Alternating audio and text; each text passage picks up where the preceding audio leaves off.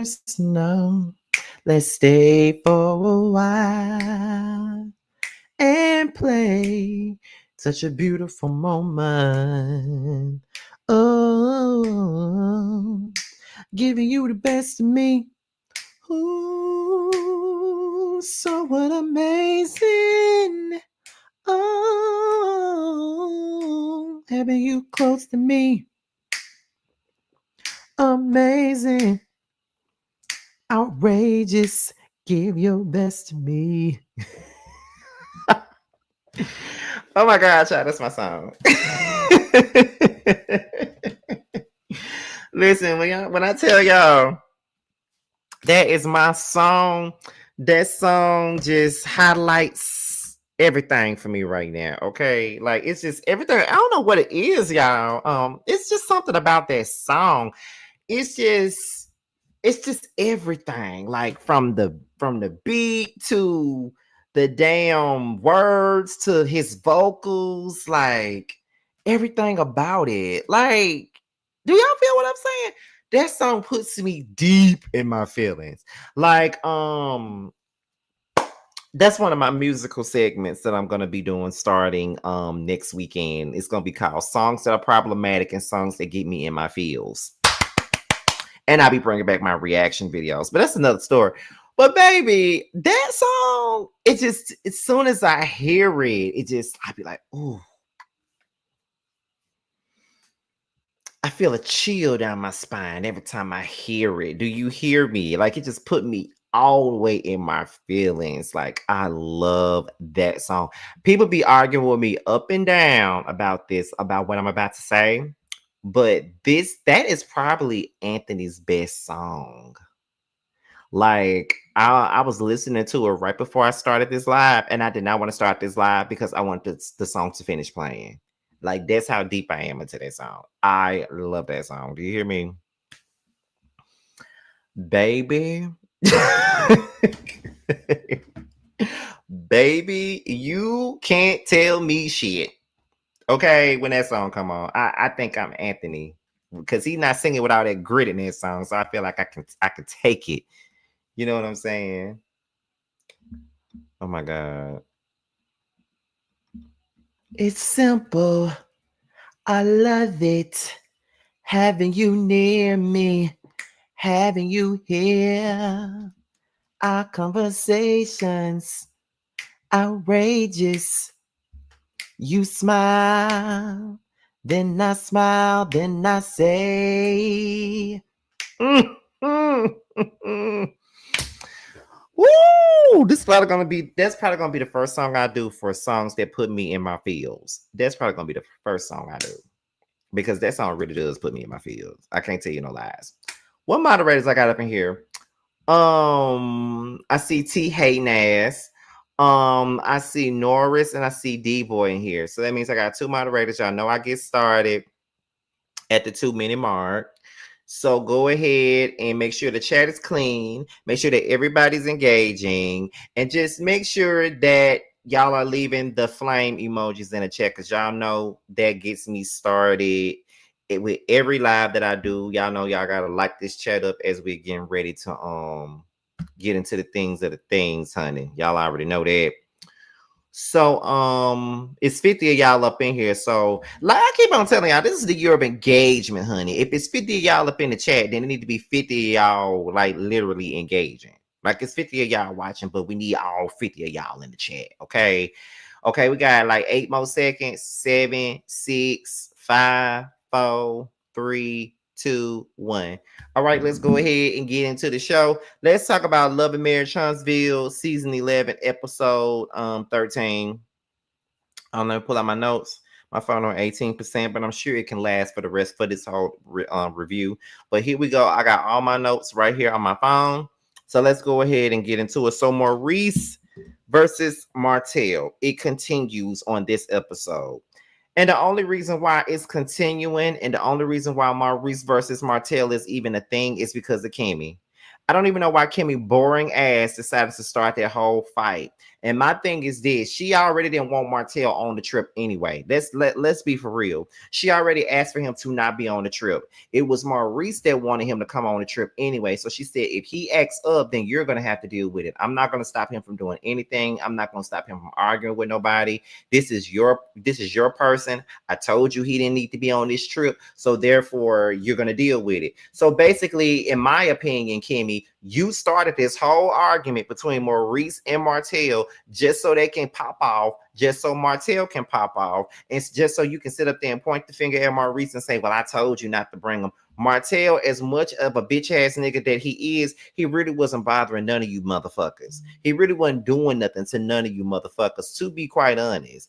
He really did. He really wasn't doing nothing to y'all. And for you to even bring that up and even start that whole thing, you felt some kind of way about him laughing at Maurice. I don't even think Maurice really felt no type of way. He only saying something because you saying something. That's the only reason why he's saying something. Because of you. You got this shit started.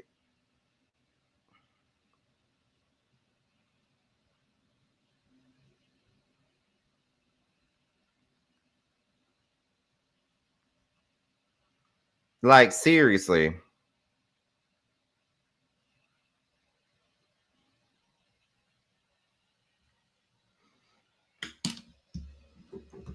Like, you literally poked the bear. Like, you literally started with Martell. And like I said, it's easy for everybody to blame Martell for his actions. And on top, like we said, Martell is public enemy number one. Every single season, we all look forward to dragging Martell. But Martell really wasn't in the wrong here. And like I said before, everybody at the table was laughing. So why did Maurice give all that smoke to everybody at that table besides giving all the smoke to Martell? That's the part that I'm trying to understand. Why everybody didn't get that energy? Oh, I know why. Because your wife only wanted Martell to get the energy due to the fact that she didn't want him there any fucking way. Kimmy started that shit. And I don't really know when Kimmy started getting to be so motherfucking messy. But girl, let's be for real here, okay? I'm not the one to be bringing up saints and sinners on these Loving Mary Huntsville lives. I have lately, but I don't want to. But I'm gonna have to, because guess what?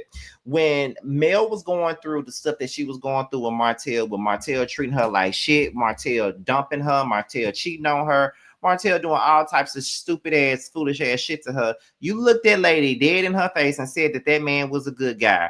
You was cool with him while he was doing all that damn treacherous ass shit to that lady, and you stood up here and made excuse for him after excuse after excuse. But now that he's disrespecting your husband, now you don't like him. Now you don't want him around, but you didn't mind having him around, but he was tormenting everybody fucking else. Kimmy, bye. Like, bye. Don't nobody got time for you and your bullshit. And I fear no one has time for you and your bullshit, because you got everybody, including me, fucked up. Because who the fuck you supposed to be? You got all that shit started with those men. Martell didn't pop off for nothing. He popped off because y'all got him going. And it's a lot for me to be trying to defend motherfucking Martell. I never defend Martell. But what we not gonna do is sit up here and not say what's right is right and what's wrong is wrong. And what's wrong is Kimmy had no business bringing that shit up. But like I said early on, she only brought that bullshit up is because she didn't want him on that trip anyway. And she had already told Maurice, I don't want him on this trip, but since you want him on the trip, if he pop off, that's on you. That's your fault. You're gonna have to deal with the fact that he popped off. Okay, so that was your whole purpose of doing what the fuck you was doing in the first place. That was your whole fucking purpose. You wanted to get some shit going, just so you can say, I didn't want him here anyway. You got to deal with it. I'm not going to deal with it. You had no intentions on dealing with a motherfucking thing because you didn't want him there. Once again, what the fuck you get it started for? Maurice did have a DUI, and everybody at the table was laughing. Are you going to reprimand everybody else at that table? No, you met at the good guy, because that's what you said he was a long time ago, Kimmy. What changed? The fact that he on your ass? The fact that he's saying shit about you and your husband? Because you didn't give a fuck about what he was doing with everybody else. I mean, I'm just saying.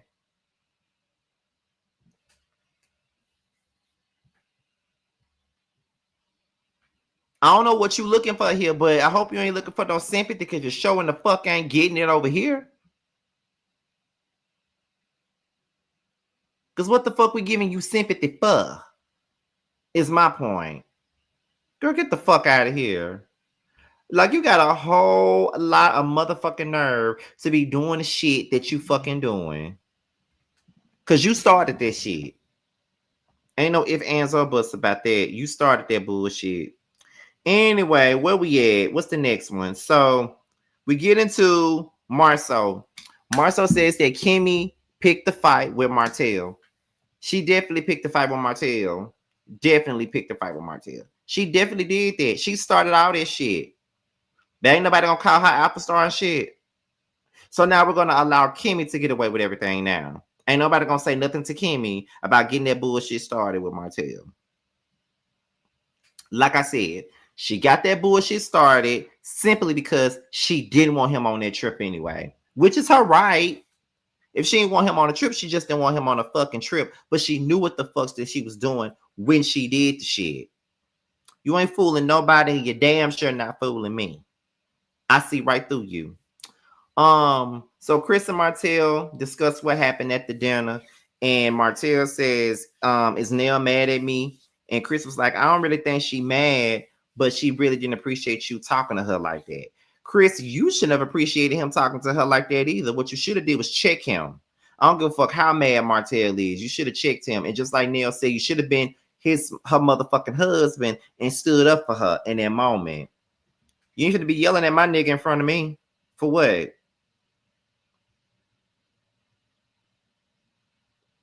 Especially when he ain't did nothing. Well, what you mean? Nell didn't do anything to deserve that, and Destiny didn't do anything to deserve what the fuck you was giving her. And to be honest, I understood because you were mad. I know sometimes when we mad, we black out and we don't see or hear anybody, and we don't really react in a way that we normally would. But that's just what it is. I just felt like you did a lot, but at the same time, you were being poked. At the end of the day, you were being poked. Martell was being poked in that moment, and we could sit up here and act like he wasn't. But they were poking him. Kimmy was poking the shit out that man. She knew what the fuck she was doing when she brought that shit up. She knew what she was doing. Absolutely knew what the fuck she was doing. And you ain't gonna tell me she ain't know what she was doing. But my thing is with Chris, why do you constantly allow Martell to disrespect your wife though? Like, he always yelling at Nell, always screaming in her ear, always doing everything. And they'll be like, well, you gonna stop screaming in my ear. No, she don't need to say shit. You need to tell him to stop screaming up in Nell's face and in her ear. He always disrespecting her, always getting out of line, out of pocket with her, and you don't do shit. But you can sit up here and yell at Lexi when she piss you off. You a punk ass nigga for that. I'm just saying. Why do y'all allow Martell to disrespect y'all wives like that? Marceau allow Martell to disrespect Letitia. It just, y'all allow this man to disrespect y'all wives all the time. I don't understand how y'all can do that. But okay. Ain't my damn wife. Tisha says that Kimmy felt the way about Martell laughing at Maurice's situation. We already knew that's what it was. We knew it. We knew it. We knew. We knew that was what it was. We knew exactly why she got it started. She got it started simply because, number one, she didn't want him there. And number two, she was pissed off about Martell laughing at the whole situation. But like I said a million times early in this review, you may as well be mad at every fucking body that was sitting at that table, because everybody at that table was laughing. It wasn't just Martell, bitch ass. It was everybody. So if you're gonna give him the third degree, give it to fucking everybody. Why you didn't say nothing to Tisha? Why you ain't saying nothing to Marceau? Why you ain't saying nothing to Ken? Why you ain't saying nothing to nobody else? Kimmy, shut the fuck up. You was looking for a motherfucking moment because you and Maurice ain't had no damn moments in this entire season. Y'all are boring as fuck. Y'all don't give shit to the show, and that's just what it is. And that was your moment to create one, because you knew that this was the motherfucking finale, and that's what motherfuckers do. Sit up there and wait till the finale to try to bring something to the table. Shut the fuck up, Kimmy. Because you absolutely started that shit. Anyway, Marceau said it was more about the story, but not the accident itself. I agree with Marceau. I don't think that Martell was literally laughing at the car accident. He was laughing at the story because the story didn't make any sense. That's what he was laughing at. He wasn't necessarily laughing at Maurice being in no damn car accident. As despicable as Martell has shown himself to be over these last couple of years, I don't think that he would laugh at somebody being in a car accident. Now, the story itself, yeah, he'll laugh at that. I would too. But I don't think he's laughing at the car accident. I think they're pushing it and doing way too much to prove a fucking point that ain't there to be proven. So then Will says that he feels that Kimmy overreacted. Well, it looks like somebody else got some sense too, because Kim absolutely overreacted. And for what? What are we going off about? What are we even talking about? Why do we even need to be talking about anything? Like what we doing and what's the fuck going on? Like, what you talking about? You feel what I'm saying? It's stupid. It's stupid AF. It's stupid AF. Like, what are you talking about? She definitely overreacted, and I'm glad that somebody else saw it. Destiny says this: the Scots are great deflectors. They gaslight and they do whatever they can to deflect from their own issues. That's exactly what they do. Marcel got the gaslighting on point. So does Tisha. But Kimmy's starting to get it, and we know Maurice gaslights like hell. So Destiny went lying when she says that they're great deflectors, because they are. They're deflectors. See, they can sit and discuss Ken and Trish. They can sit up there and talk about like Chris and Neil and everybody else, but can't nobody say nothing about them. It's baffling to me that for all these years they've sat and had conversations about everybody and their situations. But as soon as somebody have an opinion about their shit, then they deflect. They don't want to talk about it. Why is that? Because y'all think y'all picture perfect and y'all sitting up here banking on the marital issues of somebody else to keep from talking about y'all own marital issues. Well, baby, that hold on. So y'all don't have any other reason to not talk about what's going on in y'all life. Because she sit up there and clogged up the entire motherfucking show with her issues. So now it's time for y'all to talk about y'all fucking issues at this point. I mean, the truth is the motherfucking truth here. And now that y'all talking about y'all issues, we see the cracks. Now, I'm not like everybody else that want everybody's marriage to end. I don't really wish bad on nobody's relationship. But the thing is, I see y'all and I see y'all good. Anyway, let's continue. So then Tisha says that her and Kimmy are accused of ganging up on people. Y'all do gang up on people. Especially this season. That's all y'all ever do is gang up on people. Y'all literally ganged up on Miss Nail. And for what? And I was so glad that Miss Nail got up out her seat and let you motherfuckers know that she wasn't the one to be played with. Now, like I said, I don't always agree with Nail. I don't always like Nail because I do be feeling like Nail be doing way too fucking much. But at the end of the day, it was just like, what?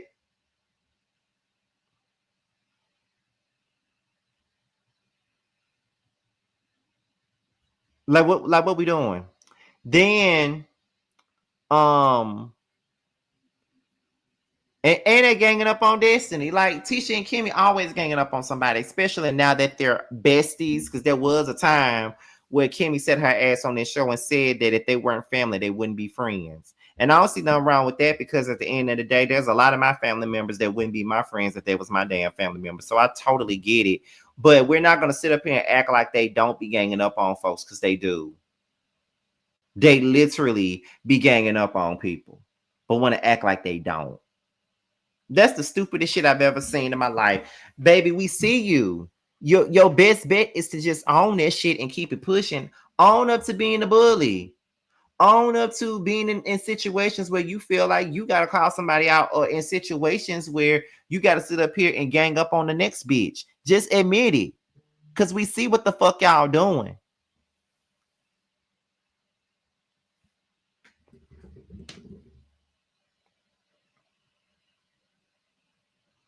Let me see where we at. Will says their destiny is combative. I don't really think their destiny is combative. I think their destiny is very passionate about the things that she says, and I just think that she's very no nonsense. And a lot of times when you speak in that manner, you're accused or you're being judged or they're calling you combative or confrontational. It's not always that. She's just straightforward, and everybody can't necessarily take it when you're straightforward because the first thing they think is that you're being aggressive, or the first thing that they think is that, oh my god, you're attacking me, and it's not even no attack. It ain't even that. You feel what I'm saying? It ain't even that. So I don't,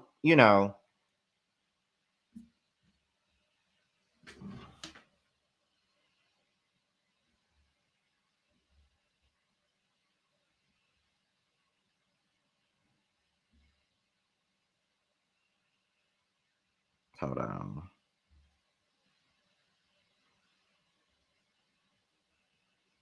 But yeah, I'm sorry, y'all.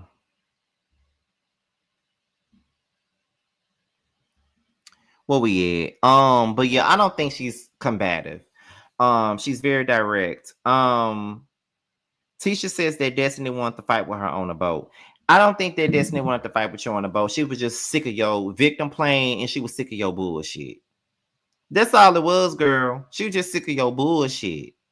And you can't really be mad with her for being sick of your bullshit. Because that's exactly what she was, sick of your bullshit. I'll be sick of it too.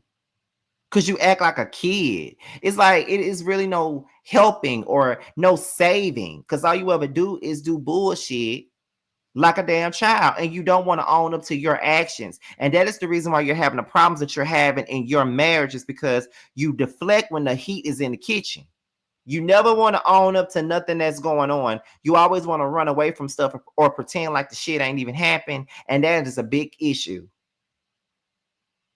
And like I said, and like I've been saying from the beginning of this damn season, because God knows it's been on long enough. The shit been on for almost a fucking year. But all I'm saying is this season ain't doing nothing but exposing the facts of the matter. And the facts is that it's exposing the real reason why I did not like Tisha when I first came to review Love and Marriage Huntsville. I did not like Tisha because I thought she was immature. I thought that she was childish. And I thought she was a whining ass bitch. Not calling her a bitch, but that's exactly what I was feeling at that time. She's annoying as fuck, and she never takes any accountability for any motherfucking thing that she does or says. And it's irritating. Like, get the fuck out my face with your bullshit.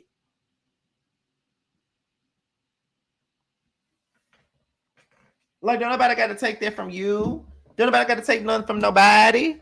Like, what the fuck are we talking about? No, for real though. The fuck are we talking about here?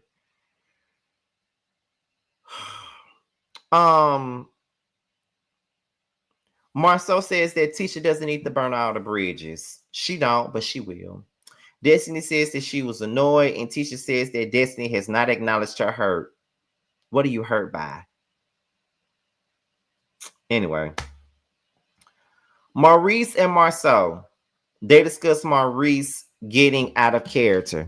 The only reason why you got out of character is because your wife egged this shit on. Excuse me. Your wife is feeling some type of way about Martell. Your wife does not want Martell around. She didn't want him on this trip. And your wife decided that I'm going to start some shit with my husband and the man that I did not want on this trip. And I am just going to go on and just start some shit to make my husband be on my side. And that's what you did. That's what you did. You did all that to get the people on your side. Is what you did it for. And that is my whole thing. Like, please.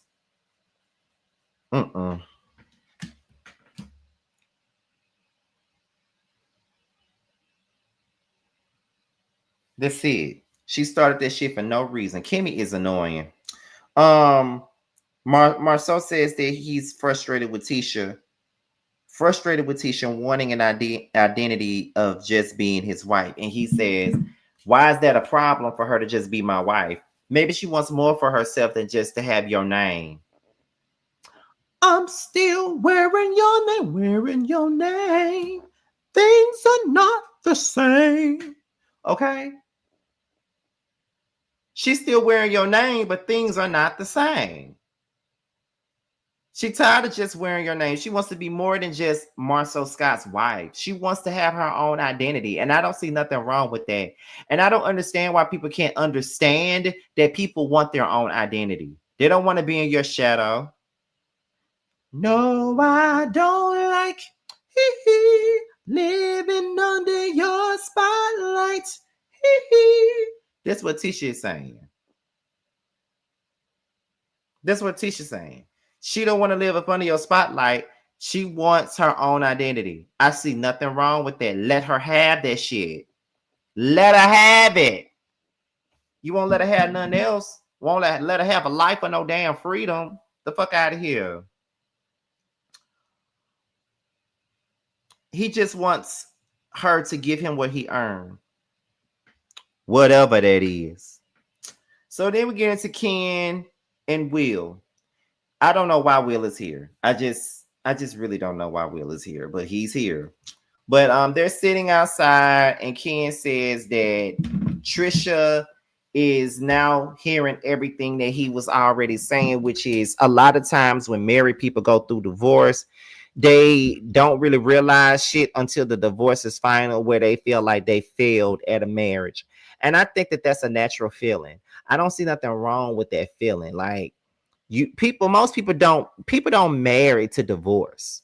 You feel what I'm saying? Like, people don't marry to divorce at all. People get married to stay in a marriage. Like, they marry because they want a forever. They want a couple of forevers. Is the reason why they get married. Nobody gets married for a divorce. So a lot of times when people do get a divorce, they do feel like, it's like, okay, you know what I'm saying? It's kind of like, okay, I get it. You feel what I'm saying? Like, I get it. I get that shit. You feel what I'm saying? Like, it is what it is. So that's all it is.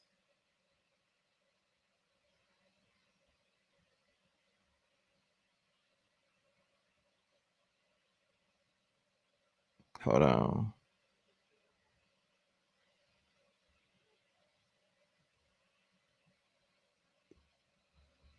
Give me 1 second. What's going on with my damn computer?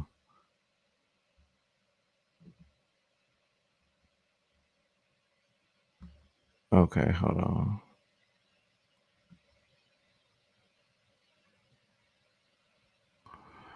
But anyway, back to what I was saying. But it is what it is. That's the way. That's just the way that I see it. Let me see where we at. He asked Ken, is he gonna stick around for Trisha? He says that he loves Trisha. He's in love with Trisha, and things are not always gonna be perfect, but we don't know what the future is gonna hold for them. We don't know. He asked, Ken asked about Destiny, and Will says that Destiny is his homegirl, but he doesn't think that Destiny is his match. She's way too combative, and he's not, and he knows that she's probably somewhere looking for a husband, and that's something that he's not. At least he owns up to the fact that he ain't nobody's husband. Because to be quite honest, I won't want to marry him for nothing in the world. I would not want him to be my husband, my boyfriend, my man, my nothing. I would not. He's a fuckboy personified. They start building tables, and Kimmy loves the fact that the man was out there building tables and stuff, yeah, whatever. So after the table building, they go to dinner, and Ken was basically saying, as the single couple of the group, I look at you guys and I see how long a lot of y'all been married, and I just want to receive some advice from this group. To be honest, I wouldn't want no advice from any of them at that table. I would probably take some advice from the Fletchers before I take any advice from motherfucking Kimmy and Maurice, because this is the same woman that had cancer, and her husband, and she's sitting right there by, did not give not two shits about her having cancer, and will pretty much make her fuck him while she's not even in the mood to be fucked while she's sick. Why would I want to take any advice from one of them? Why would I want to take advice from Letitia and Marceau? Marcel is a professional gaslighter, and Tisha is a professional victim. Why would I want to take any advice from them again? You know what I mean? Destiny is divorced. Martell is a divorce and had the baby by his wife on by a side chick. Why would I want to take any advice from anybody at that table? There's nothing that nobody at that table could tell me about no motherfucking relationships. If my relationship is flawed, then bitch, it would just be flawed and I figure it out on my own. I don't need to be talking to no flawed ass motherfuckers about my damn relationship about shit. There is no reason for me to be discussing my relationship with these motherfuckers. I'm just saying, call me crazy, call me whatever you want to call me, baby. But I do not want to have no conversation with you motherfuckers about shit. Do not give me no advice about anything. Ken, you're crazy if you ever go to one of them for some damn marital advice or relationship advice. They can't give me none. He announces that Tisha's divorced. Everybody claps. And then Ken says that him and Trish are in a decent space, although people have insinuated that he should leave Trish. So then Tisha then apologizes to Ken because she says, I was just having a conversation with Trish, like a woman-to-woman conversation, because there were people going back telling me that you be in women DMs and stuff. So I was just having a girl-to-girl conversation with her and telling her what I heard. And then that is when Ken says, well, I heard things about Marceau. Like, I heard a lot of stuff about Marceau, but I'm not going to bring it to the table because I don't really feel like it matters. So Tisha was like, well, what did you hear? What did you hear? And then Ken was like, I'm not going to bring that to the table. Like, I heard shit about his dealings at Black. I heard this, I heard that, but I'm not going to bring that up because what the fuck am I bringing this up for? And so, that's when Marceau says that Tisha was begging Ken to tell her stuff. And Tisha said, I wasn't begging for nothing. I don't know if you were begging for him to tell you anything, but you were definitely baiting him into telling you something. That's what the fuck you were doing. You were baiting that nigga into telling you something. You were trying to get him to say something about Marceau, but he didn't take the bait. That's all that happened.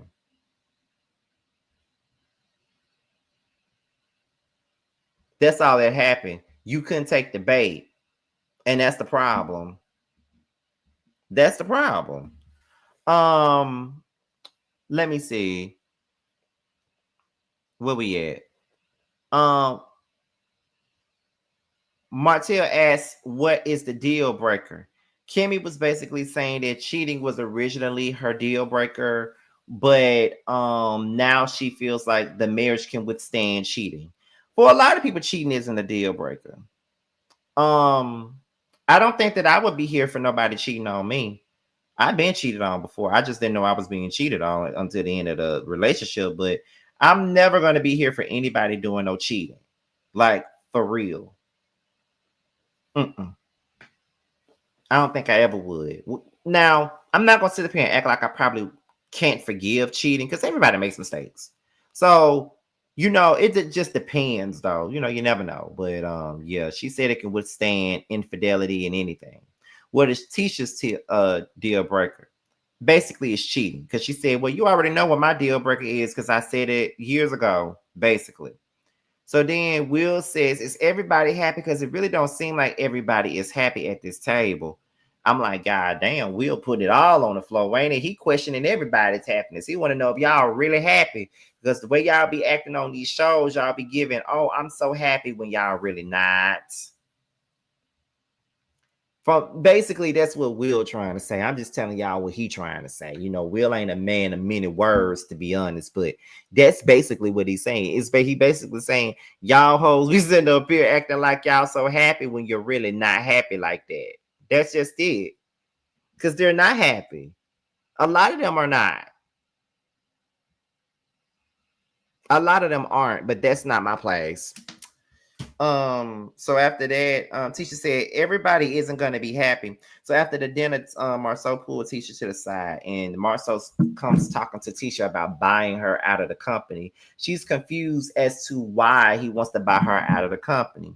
So then Tisha says, you keep on saying that you want me to be a team player and you want me to work on your side, but then you push me out, and I feel like you have pushed me out, did this, did that, and I can't be what you want me to be because you already pushed me out.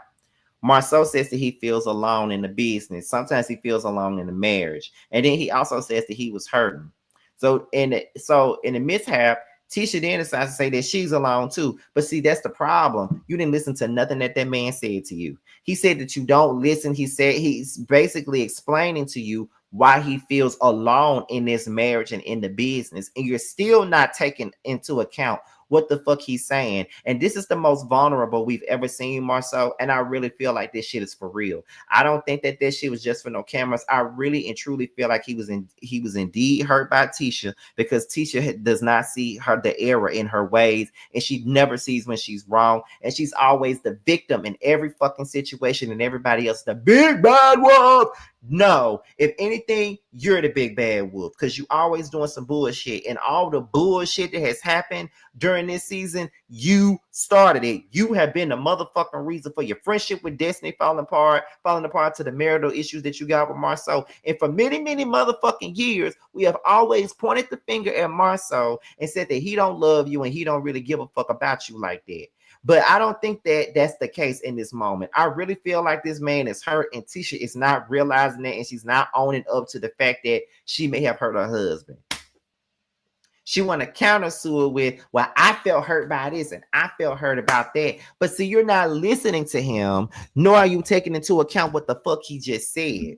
What you should do is listen to the man, take in what he said, ask him questions about what can you do to make it better. And then after y'all have that conversation, we can move on to why the fuck your ass hurt. That's what we could do. But ain't nobody did it. You feel what I'm saying? So that's what it is. He trying to have a conversation with her. Definitely trying to have a conversation with her and all this other stuff. And it's not good. It's not good. And, you know, he was so sick of her that he decided that, okay, I'm not going to sit up here and constantly keep trying to have a conversation with her. Like, I'm just gonna walk the fuck away. It's all right. She can think whatever she wants. She can believe whatever she wants. It really don't matter. Tisha is immature.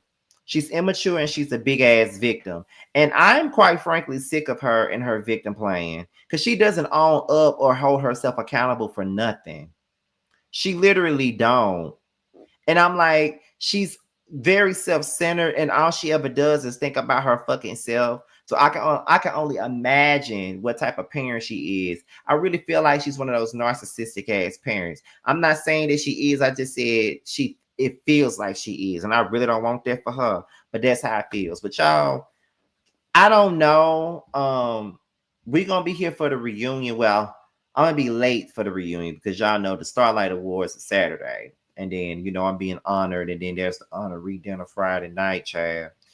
So we're gonna get back to the get back come Saturday when it's time for this reunion. But y'all, this is your boy Scotty by Nature TV, and I'm out of here. I'm about to take my ass to sleep because I'm damn near about to nod on this live. But I'll talk to you guys soon. Bye.